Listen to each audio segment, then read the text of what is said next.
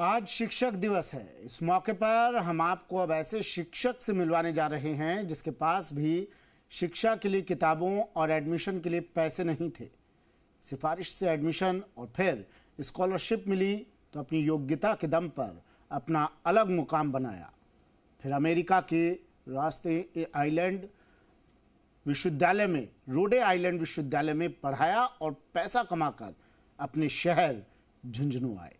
तो बालिका शिक्षा के लिए अपनी पूरी कमाई समर्पित कर करोड़पति फकीर कहलाए। मशहूर गणितज्ञ डॉक्टर घासीराम वर्मा को जाने बिना शिक्षक दिवस अधूरा है। ये रिपोर्ट देखिए।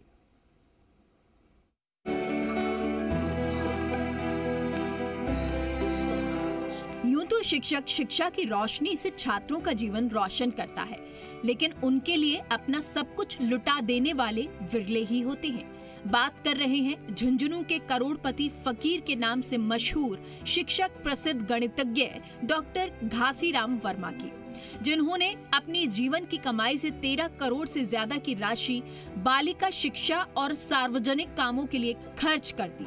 वो कहते हैं कि बेटियों को ऐसी शिक्षा मिले जिससे वो रोजगार पा सके। डॉक्टर घासीराम वर्मा को रिटायरमेंट के बाद सालाना 1 करोड़ से अधिक की पेंशन मिलती है। उस पेंशन राशि का बड़ा हिस्सा आज भी वे बालिका शिक्षा में खर्च करते हैं। अब ये तो काफी कर दी होगी, मैं उसका कोई हिसाब नहीं रखता। जब भी जरूरत होती है जिस संस्था को भी कहते हैं साहब हमारे तो थोड़ी मदद कर देता हूँ। मैं ये चीजें प्रोपेगेंडा के लिए नहीं करता। प्रोफेसर घासीराम वर्मा बताते हैं कि जब 1982 में झुंझुनू आए तो उन्होंने कड़ी धूप में ग्रामीण लड़कियों को स्कूल जाते देखा। तब उन्हें छात्रावास बनाने का विचार आया। उन्होंने झुंझुनू में महर्षि दयानंद बालिका छात्रावास बनाया। फिर दान का सिलसिला शुरू हुआ तो आज भी जारी है। खास तौर से बालिका शिक्षा के लिए वे बिना कुछ सोचे पैसा खर्च कर देते हैं।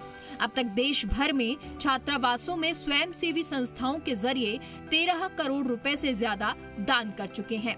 अपने छात्र जीवन में डॉक्टर घासीराम को बहुत संघर्ष करना पड़ा।